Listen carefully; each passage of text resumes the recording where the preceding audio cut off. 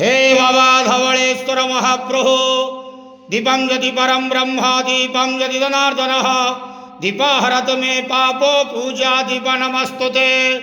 बाबा धवळेश्वराय नमः। संसार सुखी रखंतु।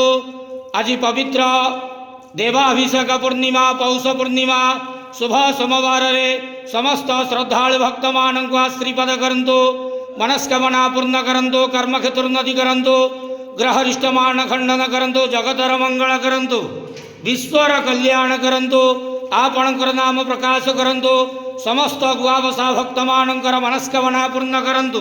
हे बाबा धवळेश्वराय नमो नमः। संसार सुखी रखंतु आनंदे गेवार।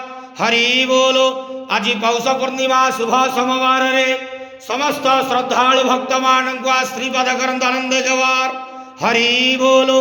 बाबा धवळेश्वराय नमो नमः।